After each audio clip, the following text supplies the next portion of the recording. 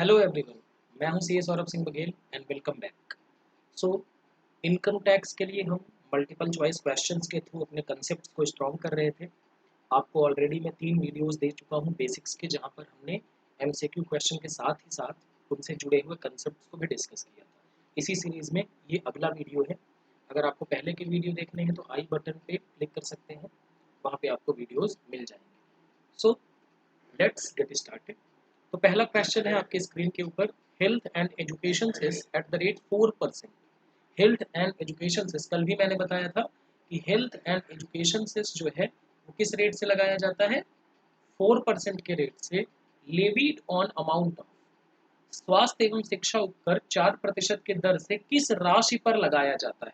ए income tax, B surcharge यानी अधिभार, C income tax plus surcharge if any, D none of these. तो मैंने कल आपको बताया था प्रीवियस क्लास में कि जो हेल्थ एंड एजुकेशन सेस है वो पहले टैक्स आता है, फिर टैक्स के बाद अगर कोई सरचार्ज है, सरचार्ज इफ एनी, अगर कोई है, तो इनको जोड़ने के बाद जो अमाउंट आएगा उस पर क्या लगाया जाएगा, हेल्थ एंड एजुकेशन सेस किस रेट से, 4% के रेट से किस पर लगाया जाएगा, ये वाली राशि जो टैक्स और सरचार्ज को जोड़ करके आएगी। सो करेक्ट आंसर इज सी।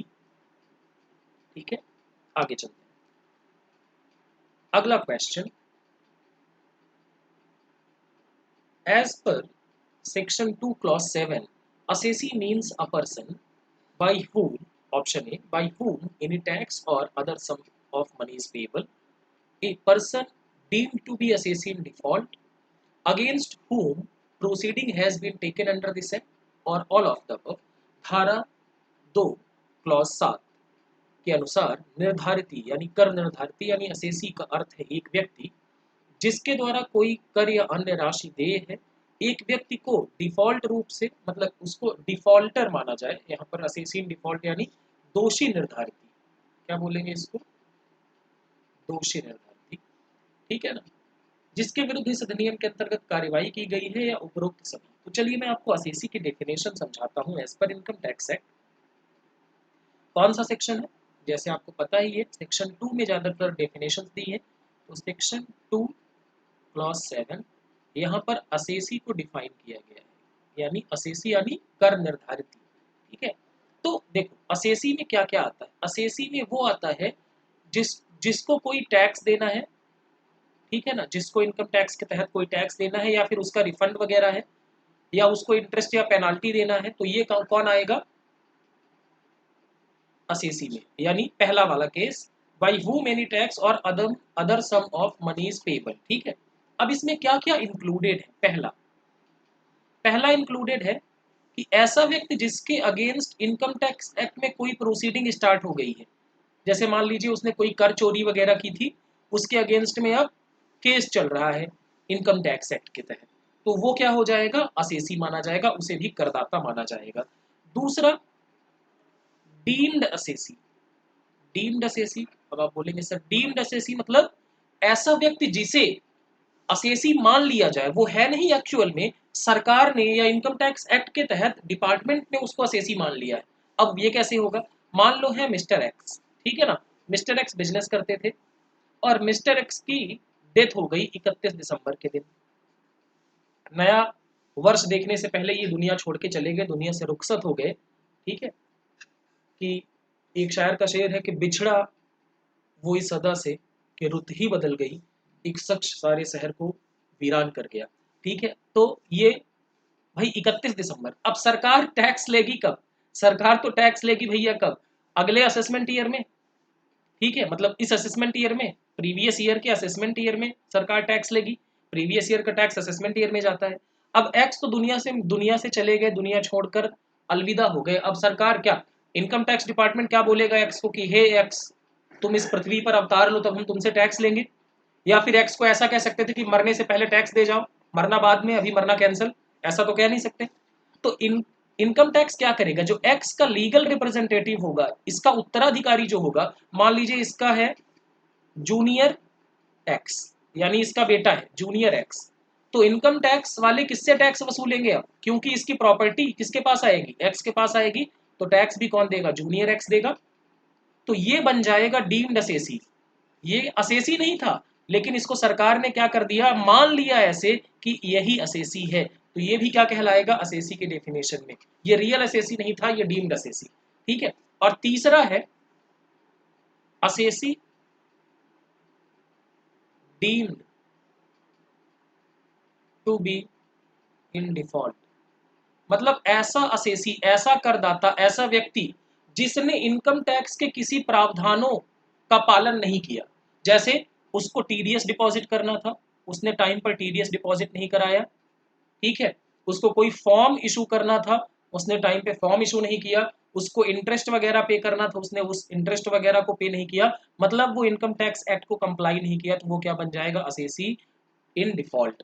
तो ऐसा व्यक्ति जो इनकम टैक्स के अंतर्गत जिसको कोई टैक्स वगैरह देना है, रिफंड वगैरह मिलना है या इंटरेस्ट वगैरह देना है, वो तो असेसी है ही।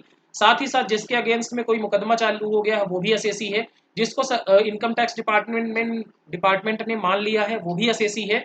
और जिसने कोई डिफॉल्ट किया है, वो भी असेसी है। तो इस धारा के अनुसार क्या हो जाएगा, असेसी से तात्पर्य एक ऐसा व्यक्ति जिसके ये तीनों दशाएं पूरी हो जाए। तो मतलब यहाँ पर आंसर क्या होगा, ऑल ऑफ द अबव। ठीक है। आई होप क्लियर हो गया होगा। आगे चलते हैं। Circulars issued by CBDT. CBDT का फुल फॉर्म आप पहले भी बता चुके हैं, central board of direct taxes.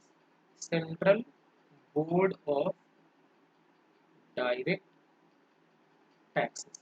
आपसे एक सवाल है, एक ऐसा ही डिपार्टमेंट है सीबीडीटी जैसा, सीबीआईसी।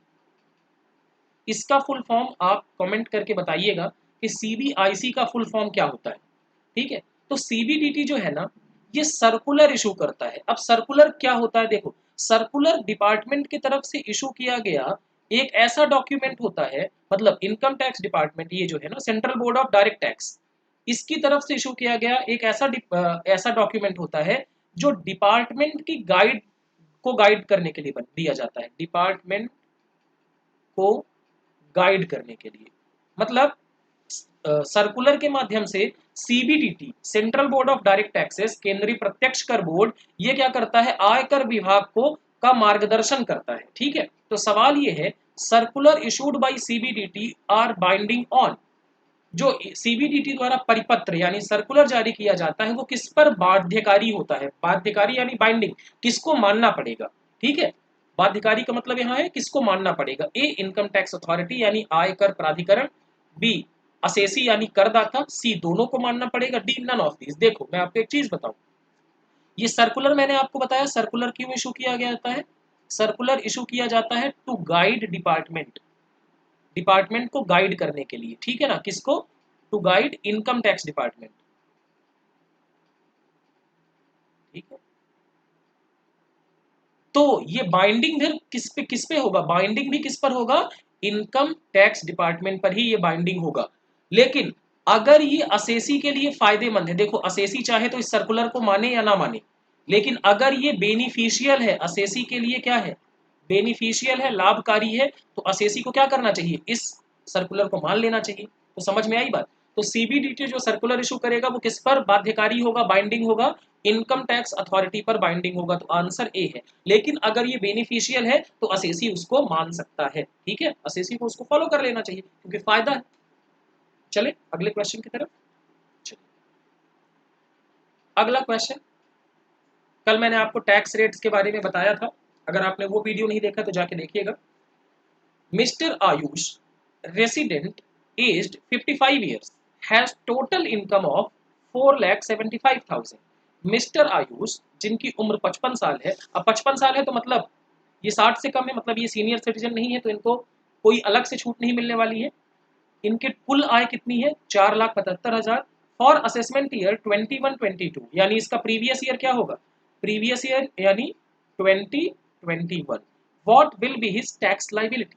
चलिए मैं आपको बताता हूँ। देखो मैंने कल आपको क्या बताया था, अगर नॉर्मल पर्सन है, नॉर्मल इंडिविजुअल है, तो 2.5 लाख रुपए तक, 0 से 2.5 लाख रुपए तक कितना टैक्स लगता है, नील।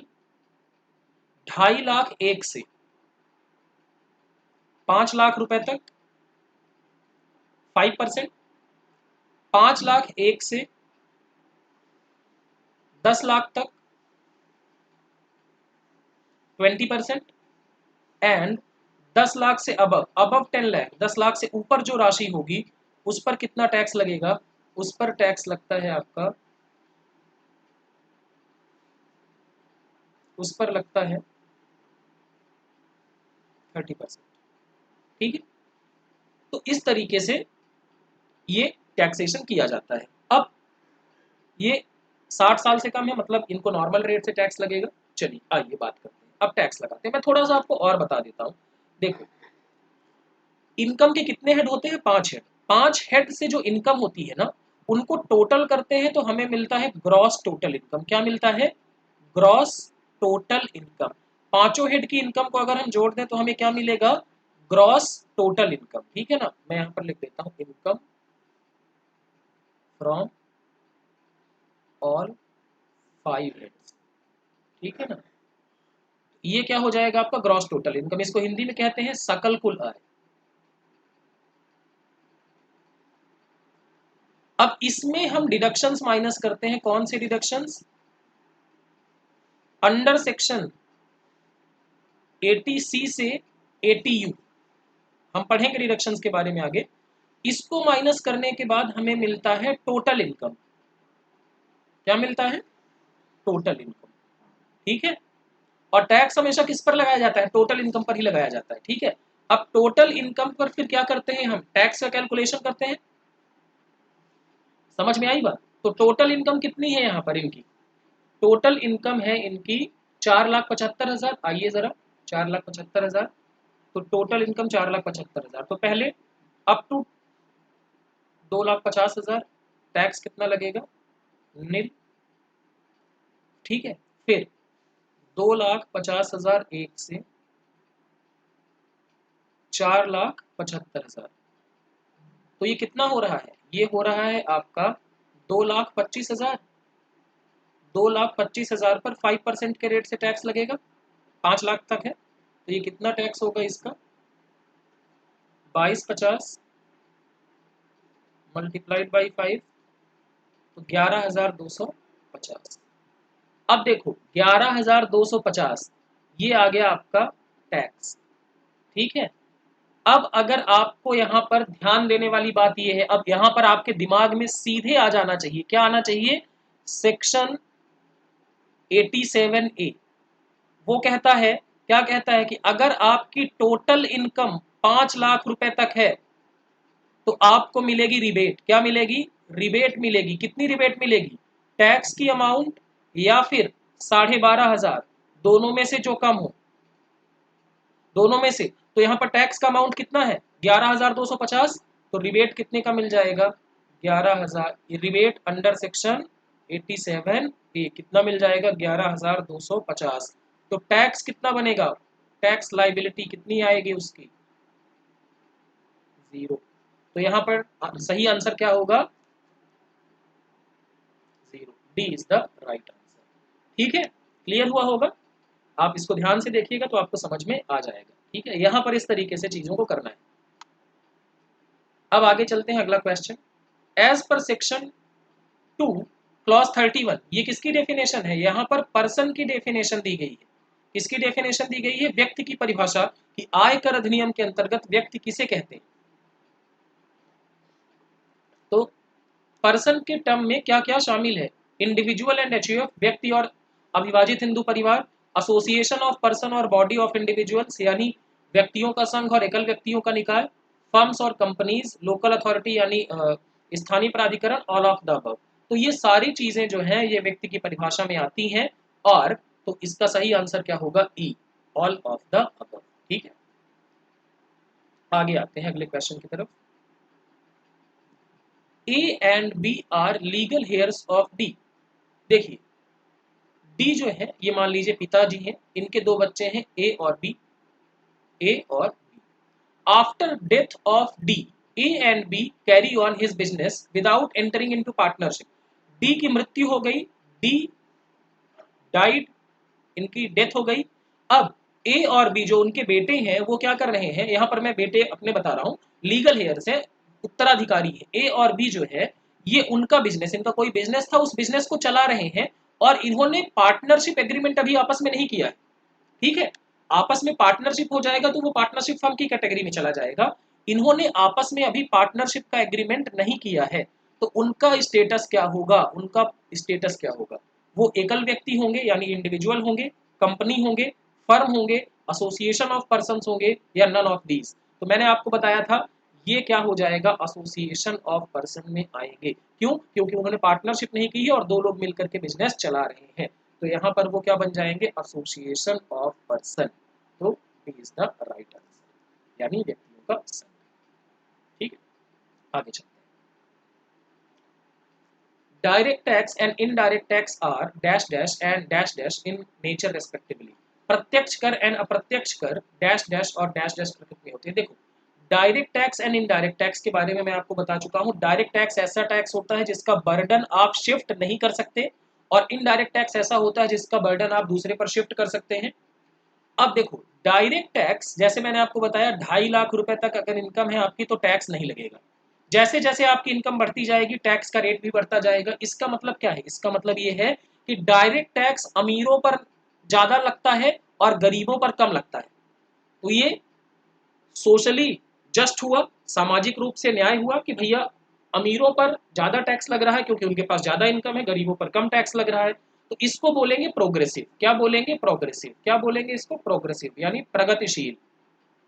और इनडायरेक्ट टैक्स, देखो इनडायरेक्ट टैक्स चाहे अमीर हो चाहे गरीब, अगर मान लीजिए आप लैपटॉप खरीदते हैं, ठीक है, तो चाहे आप अमीर हो चाहे गरीब आपके ऊपर टैक्स लगेगा उसी रेट से। ये इनडायरेक्ट टैक्स जो है ना, ये अमीर और गरीब में भेद नहीं करता है। ठीक है, इसीलिए इसको क्या कहा जाता है? रिग्रेसिव टैक्स कहते हैं। ये जो है, मोबाइल आप खरीदेंगे चाहे अमीर खरीदे चाहे गरीब खरीदे, उसको उसी रेट से टैक्स देना पड़ेगा। ये अमीर और गरीब में भेद नहीं करता, इसीलिए इनडायरेक्ट टैक्स को रिग्रेसिव बोला जाता है। तो डायरेक्ट टैक्स क्या है? प्रोग्रेसिव है। और इनडायरेक्ट टैक्स क्या है? रिग्रेसिव। तो सी इज द राइट आंसर, प्रगतिशील और प्रतिगामी। आगे चलते हैं अगले क्वेश्चन की तरफ। हाँ, mister Hanuman aged 62 years. Aged 62 years मतलब ये कौन है? ये है हमारे सीनियर सिटीजन। आपके दिमाग की बत्तियां खुल जानी चाहिए। ये है सीनियर सिटीजन। इनके लिए क्या है? इनके लिए अप टू 3 lakhs। ये मैं बार बार इसलिए लिख रहा हूं ताकि आपको याद है। अप टू 3 lakhs टैक्स का रेट कितना है? नील। 3 से 5, 3 लाख 1 से 5 लाख तक, up to 5 lakh 5%। 5 lakh 1 to 10 lakhs कितना? 20%। एंड अबव 10, 10 लाख से ज्यादा पर 30%। ठीक है, तो कैलकुलेट उनकी इनकम टैक्स लाइबिलिटी को कैलकुलेट करिए, जबकि उनकी टोटल इनकम है 12 लाख रुपए। ठीक है, आइए जरा। अब 12 लाख रुपए है तो 87A का रिबेट नहीं मिलेगा। क्यों? 87A का रिबेट तभी मिलता है जब आपकी इनकम 5 लाख तक हो, उससे ज्यादा होगी तो रिबेट नहीं मिलेगा। तो आइए जरा, up to 3 lakh nil, 3 lakh 1 से तो 5 लाख, कितना होगा ये? 2 लाख रुपए पर 5% की रेट से टैक्स, यानी 10,000। ठीक है, उसके बाद 5 लाख 1 to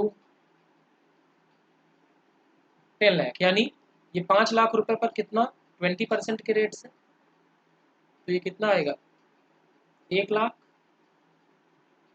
और 10 के ऊपर कितना है? 2 लाख। 2 लाख रुपए जो है, 12 लाख इनकम है ना, तो 10 से ऊपर 2 हुआ, तो 30% के रेट से टैक्स, यानी कितना आएगा? 60,000। तो ये टोटल कितना हो जाएगा? टोटल हो गया, ये टैक्स हो गया कितना आपका? 1,70,000। अब सरचार्ज की बात होगी नहीं, यहाँ पर सरचार्ज के बारे में कुछ है नहीं, और वैसे भी सरचार्ज इंडिविजुअल केस में तभी लगता है जब 50 लाख से इनकम ज्यादा। तो यहाँ पर एक चीज भूलिएगा नहीं, क्या? हेल्थ एंड एजुकेशन सेस कितने रेट से? 4%। तो ये कितना लगेगा? 1,70,000 पे 4% होगा तो 6400 रुपये आ जाएगा। ठीक है, तो टैक्स कितना बन जाएगा? नहीं, 6800 आएगा ना, 6800 रुपये आ जाएगा। तो 1,76,800 रुपये ये आ जाएगा total tax liability.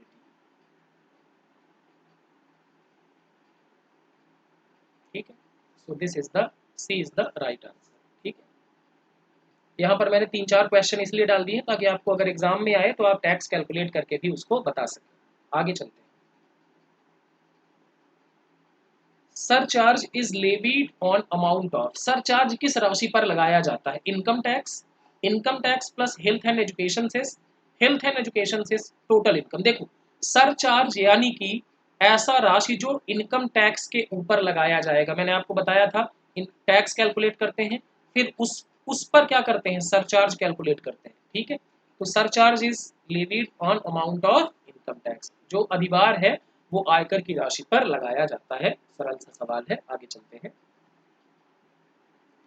Maximum amount exempt from tax in case of HUF. देखो एचयूएफ हिंदू अनडिवाइडेड फैमिली को कितने रुपए तक की इनकम पर एग्जम्पशन मिलता है? तो एचयूएफ का जो स्टेटस होता है वो एक इंडिविजुअल जैसा होता है, ठीक है ना, छूट के लिए।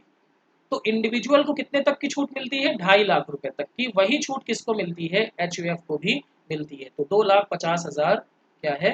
Right answer. आगे चलते हैं अगले क्वेश्चन की तरफ। Tax system in India for the first time was imposed by sir James Wilson. देखो भारत में इनकम टैक्स जो है सर जेम्स विल्सन लाए थे। इन ईयर, कौन से ईयर में लाए थे? देखो मैं आपको बताता हूँ। आपको पता है 1857 में हमारे देश में क्रांति हुई थी अंग्रेजों को भगाने के लिए, जिसको हम क्या कहते हैं, प्रथम स्वतंत्रता संग्राम। 1857 फर्स्ट फ्रीडम स्ट्रगल। तो वहां पर 1857 में अंग्रेजों की धज्जियां उड़ गई थी। ठीक है, अंग्रेजों को तो एक बार 1 आध महीने के लिए दिल्ली से भी भगा दिया गया था। तो अंग्रेजों को बहुत ज्यादा, कंपनी जो थी, कंपनी का राज था, कंपनी को बहुत ज्यादा नुकसान हुआ था। ठीक है, मतलब अंग्रेजों का बहुत ज्यादा नुकसान हुआ था। उसी नुकसान की भरपाई अंग्रेज, देखो ऐसे थे ना कि हमने नुकसान किया है तो उनको भरपाई भी हम ही से करवानी है। तो अंग्रेजों ने क्या किया कि भारत में क्या किया, टैक्स सिस्टम को इंट्रोड्यूस किया। क्यों इंट्रोड्यूस किया था? ताकि जो 1857 के रेबेलियन की वजह से जो लॉस हुआ है उसको कंपनसेट किया जा सके, उसकी भरपाई की जा सके। तो कब इंट्रोड्यूस किया गया? 1960 में। कब? सॉरी 1860 में, 1860 में टैक्स सिस्टम पहली बार इंडिया में लाया गया। किसके द्वारा? सर जेम्स विल्सन के द्वारा लाया गया। तो कब? इसका सही जवाब होगा भारत में कर प्रणाली पहली बार सर जेम्स विल्सन द्वारा वर्ष 1860 में लाई गई। देखो 1857 में तो 1 साल उनको लग गया क्रांति को दबाने में। ठीक है, फिर उसके बाद उनका बहुत सारी चर्चाएं हुई कि कैसे क्या ठीक किया जाए, सही किया जाए। तो 1860 में वो फिर क्या हुआ कि वो देश में इनकम टैक्स लाए। ठीक है, तो इस तरीके से आज हमने 10 से 11 क्वेश्चन देखे। आप इनको, जैसे मैं आपको एक एडवाइस देना चाहूँगा। फॉर एग्जांपल जैसे यहाँ पर आपको दिक्कत आती है अगर वीडियो में, तो आप इसको दोबारा से देख सकते हैं। मतलब पर्टिकुलर ये क्वेश्चन को आप दोबारा से समझने के लिए इसको दोबारा से देख सकते हैं। इससे क्या होगा, आपके पास क्लैरिटी आएगी, और क्लैरिटी आएगी तो आप फिर कॉन्फिडेंट हो जाएंगे, और कॉन्फिडेंट हो जाएंगे तो एग्जाम में कठिन क्वेश्चंस नहीं आने वाले हैं। हम जिस तरीके के क्वेश्चन कर रहे हैं इसी तरीके के क्वेश्चन आने वाले हैं। हाँ, अगर आपको वीडियो अच्छा लगा हो तो फीडबैक अपना ज़रूर दे सकते हैं, और हाँ अपने जो आपके दोस्त लोग भी तैयारी कर रहे हैं उनके बीच में भी शेयर कर सकते हैं। और एक और बात कि अ, हाँ, आप क्वेश्चंस कंटिन्यू, मतलब आप अपनी पढ़ाई जो है वो कंसिस्टेंसी के साथ जारी रखें। कंसिस्टेंसी के साथ आपके दूसरे सब्जेक्ट्स भी हैं, उस पर भी आप ध्यान दें, है ना। और टेलीग्राम चैनल का लिंक जो है मैंने डिस्क्रिप्शन पे डाल दिया है, आप वहाँ से भी ज्वाइन कर सकते हैं। बहुत बहुत धन्यवाद।